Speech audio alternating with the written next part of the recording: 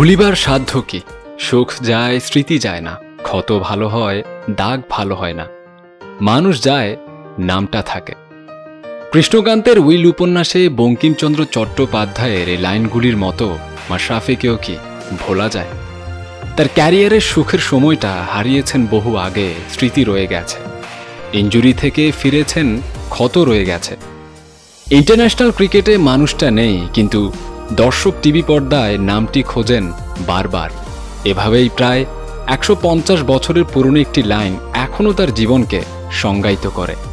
জীবনের গল্প থেকেই তো উপন্যাসের সৃষ্টি। আমি রুদ্ধ স্মৃতি ঘোরে, তুমি যোজন যোজন দূরে, মাঠে তোমার পায়ের ধুলো নাই, এখন হাত বাড়ালেই ছাই। আঘাত নিয়ে তোমার ছেড়ে যাওয়া, ভীষণভাবে পুড়ে পাওয়া, মস্তিষ্ক যাই বলুক পিচ মনটায় যেন তোমাকেই পায়। একেবারেই অতি সাধারণ কোনো ক্রিকেটারের বেশিরভাগ জীবন যেখানে মাঠ আর মাঠের ভেতরেই সীমাবদ্ধ থাকে, সেখানে অসাধারণ কেউ হলে সে সীমানা পেরিয়ে যায় মাঠের বাইরে বিস্তৃত কোনো ঝর্ণাধারার মতোই। তবুও সে অসাধারণের মন থেকেই যায় মাঠের ভেতর, খুব সাধারণভাবেই শত আঘাত, ব্যথা কিংবা বেদনার পরেও। এই জন্যই কি তারা বলেন ক্রিকেট জীবন না হলেও জীবনের সবচেয়ে বড় অংশ। মাশরাফি বিন মুর্তজা 22 গজের ক্রিকেট পিচটা বারবার তাকে আহত করেছে, পাঠিয়েছে অপারেশন টেবিলের ছুরি কাঁচির নিচে। হয়তো প্রতিটি ছুরি কাঁচির আয়োজনই ছিল থামিয়ে দেওয়া, চিরতরে ক্রিকেট বলটা শোকেসে তুলে রাখা। অথচ কি বোকা পিচটা, সে জানেই না ছোটবেলা থেকে কত বড় বড় আঘাত এসে কাবু করতে পারেনি তাকে। কলার উঁচিয়ে ধরা শরীরে এসব আঘাত লাগে না, আঘাতে ভেঙে গেলে বরং সেটাই হতো বেমানান।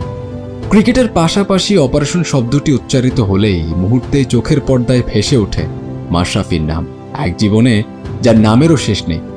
প্রাণের চেয়ে প্রিয় নড়াইলবাসীর হৃদয়ে তিনি আছেন ছোট্টবেলার কৌশিক হয়ে।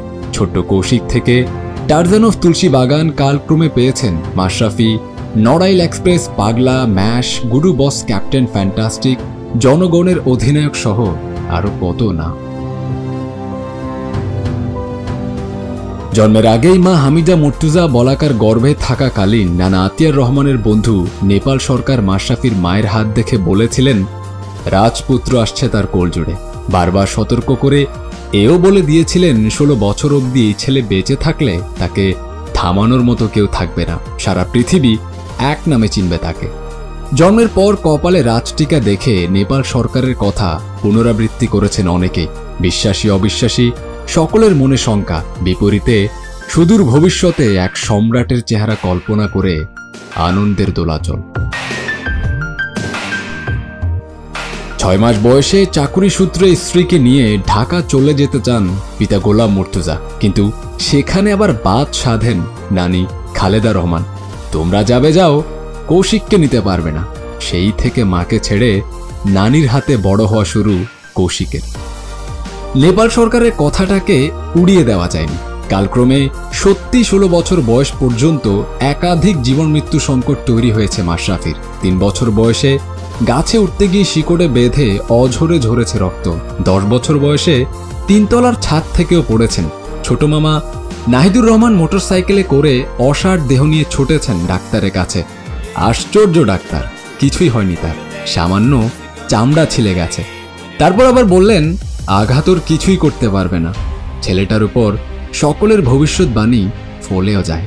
সত্যি মাশরাফির আঘাত লাগে না। ক্লাস 6-এ পড়াকালীন চিত্রা নদীর পাড়ে একটি লিচু গাছে উঠেছিলেন। নরম ঢাল ভেঙে সোজা পড়েছেন মাটিতে। বুকটা লাল হয়েছে রক্তে, নাড়ানো যাচ্ছিল না ডান হাতও। নানি কি বুঝতেই দেননি। তবে সন্ধেবেলা প্রচণ্ড জ্বর আসে, আর লুকিয়ে রাখা যায়নি কাণ্ড। সেই প্রথম ইনজুরি বিছানায় ফেলে মাশরাফি বিন মুর্তজাকে। সংস্কৃতমনা পরিবার, মায়ের ইচ্ছে ছেলে গান শিখবে। গানের শিক্ষক যখন সুর তুলতেন, কৌশিকের মন পড়ে থাকতো তখন খেলার মাঠে। পাড়ায় নিয়মিতই হতো ক্রিকেট টুর্নামেন্ট। ট্যাপ টেনিস ক্রিকেটে টানা 5 মৌসুমে সর্বোচ্চ রান সংগ্রাহক কৌশিক। দুঃখজনক হলেও সত্য, আজকের মাশরাফি সে সময় কখনো সেরা 5 বোলারের তালিকায় থাকতেন না। শরীফ মোহাম্মদের জোড়াজুড়িতে ট্যালেন্ট হান্ট থেকে বিকেএসপিতে প্রবেশ কৌশিকের। 3 মাসের ক্যাম্পে কোচ বাপ্পি স্যারের কাছ থেকে হয়েছে ফার্স্ট বোলিংয়ের হাতে খড়ি। এই সুযোগে মফিজ রানা তাকে নিয়ে যান মোহামেডানে, যদিও সেখানে তার বেশিক্ষণ খেলা হয়নি। ব্যাটসম্যানদের চেস্ট গার্ড না থাকায় কৌশিকের বাউন্সারে আহত তারা। অনূর্ধ্ব-17 এশিয়া কাপে কুয়েতের বিপক্ষে 17 বলে 60 রানের ঝড়ো ইনিংসে আলোচনায় ব্যাটসম্যান কৌশিক।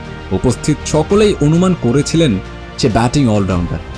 পরবর্তীতে ক্যারিবীয় পেস দানব স্যার অ্যান্ডি রবার্টস বিকেএসপিতে 2 সপ্তাহের ক্যাম্প করিয়েছিলেন।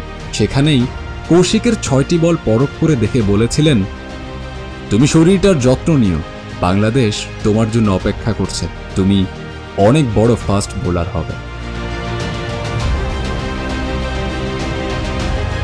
বাংলাদেশ দলে তিনি এসছেন, কিন্তু শরীরটার যত্ন ঠিকঠাক আর নেওয়া হয়নি। বিদায়কালে সাংবাদিকদের রবার্টস বলেছিলেন, প্রথম শ্রেণীর এক্সপিরিয়েন্স ছাড়া তার টেস্ট অভিষেক করা উচিত হবে না, তবে হলেও খুব খুব সতর্ক থাকতে হবে, যত্ন নিতে হবে শরীরে, অতি ব্যবহার যেন না হয়। সে সময় তার কথার মর্ম কেউই বুঝতে পারেননি, সামর্থ্য যে ছিল না কারো। রবার্টস যা বলে গেছেন তার ঠিক বিপরীত ঘটনাই ঘটেছে মাশরাফির পরবর্তী জীবন। 2001 সালের 8ই নভেম্বর 19 নম্বর ক্যাপ পড়ে ধূমকেতুর মতো টেস্ট অভিষেক হয় মাশরাফির। জীবনের প্রথম ইনিংসে বল করেছেন 32 ওভার, যা এক ইনিংসে এখনো তার সর্বোচ্চ বোলিং।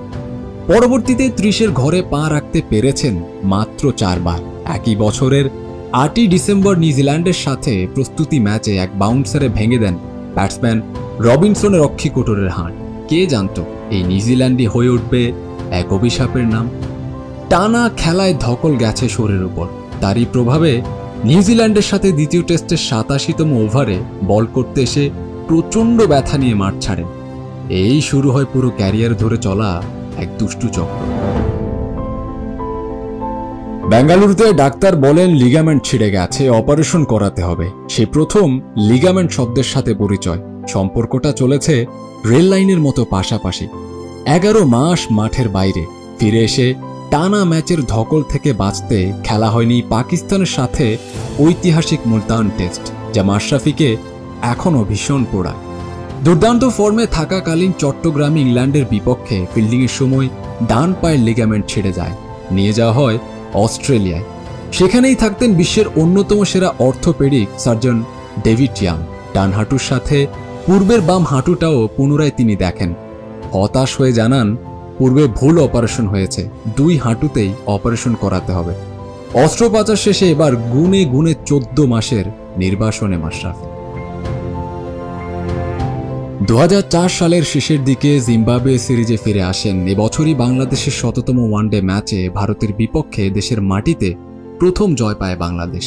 39 বলে 31 রান, 2টি ক্যাচ ও বল হাতে 2 উইকেট নিয়ে অলরাউন্ডিং নৈপুণ্যে নিজের প্রথম ম্যাচ সেরা হওয়ার পুরস্কার হাতে নেন। সেই সাথে দেন দেশের মাটিতে প্রথম ওয়ানডে জয়ের স্বাদ। 2005 সালে অস্ট্রেলিয়া বধের সময় গিলক্রিস্টকে এলবিডব্লিউতে আউট করে এনে দেন দুর্দান্ত শুরু। নিজের ক্যারিয়ারের সোনালী সময় কাটিয়েছিলেন 2006 সালে। সে বছর বল হাতে শিকার করেন 49 উইকেট মাত্র 20.46 গড়ে। ফলে সে বছর ব্র্যাডলি, গ্লেন ম্যাকগ্রা, শোয়েব আখতারের মতো বোলারকে পেছনে ফেলে হয়েছিলেন ওয়ানডেতে সর্বোচ্চ উইকেট শিকারী। ক্যারিয়ার সেরা 26 রানে 6 উইকেট, ব্যাট হাতে প্রথম 50, প্রথম ম্যান অফ দ্য সিরিজ সহ একই বছরে ম্যান অফ দ্য ম্যাচ হয়েছিলেন 4 বার। দুর্দান্ত এই ফর্ম বজায় রেখেছিলেন 2007 সালেও। বিশ্বকাপের প্রস্তুতি ম্যাচে নিউজিল্যান্ডকে প্রথমবারের মতো বাংলাদেশ হারায় মাশরাফির অলরাউন্ডিং নৈপুণ্যে। বল হাতে 4 উইকেট ও ব্যাট হাতে 30 রান নিয়ে ম্যাচ জিতে মাঠ ছাড়েন তিনি। বিশ্বকাপের প্রথম ম্যাচের আগেই ভারতকে ধরে দিবানে বলে হুঙ্কার দিয়েছিলেন। কে ভেবেছিল ম্যাচের আগের দিন মাশরাফির জন্য অপেক্ষা করছিল জীবনের অন্যতম বড় শোক সংবাদ। প্রিয় বন্ধু রানা নেই। 2 বন্ধুর প্রিয় যানবাহন মোটরসাইকেল দুর্ঘটনায় মরে পৃথিবীর মায়া ত্যাগ করেন স্পিনার রানা। রাতেই 103 ডিগ্রি জ্বর এসে যায় মাশরাফির। অধিনায়ক বাসার জিজ্ঞেস করেছিলেন, ম্যাশ খেলতে পারবি? জবাবে উত্তর আসে, না পারলেও পারতে হবে, রানার জন্য খেলতে হবে। বন্ধুর প্রতি তার এই ভালোবাসা বিফলে যায়নি। বল হাতে আগুন ঝরিয়েছেন সেই ম্যাচে। 38 রানে নিয়েছেন 4 উইকেট। তার হাতেই দুর্দান্ত শুরু। সেদিন ম্যাচটা জিতে বাংলাদেশ। আশ্চর্য হলেও সত্য, এটি ছিল বাংলাদেশের 150তম ম্যাচ এবং ম্যান অফ দ্য ম্যাচ হয়েছিলেন মাশরাফি বিন মুর্তজা। উইকেট প্রাপ্তির দিক থেকে দ্বিতীয় সেরা বছর ছিল 2008-এ। নিজেই বলেন, নিজের ক্যারিয়ারে চমৎকার বোলিং করেছেন 2008 ও 2009 সালে। প্রথমবারের মতো আইপিএলও ডাক আসে। 4.5 কোটি টাকার বিনিময়ে যোগ দেন কলকাতা নাইট রাইডার্সে। সে সফর খুব মনে রাখার মতো না হলেও 2009 সালে প্রথমবারের মতো অধিনায়ক হয়ে যান ওয়েস্ট ইন্ডিজ সফরে। প্রথম টেস্টের দ্বিতীয় দিনের 7ম ওভারে আবার মট করে শব্দ, ডান হাঁটু ঘুরে গেছে। ইতোমধ্যেই যে হাঁটুতে 3 বার অস্ত্রোপচার হয়েছে। এরই মাঝে শেষ হয়ে যায় মাশরাফির সাদা পোশাকের অধ্যায়। সময়ের পোস্টারে লিখে যাও তুমি বাংলাদেশের নাম। হৃদয়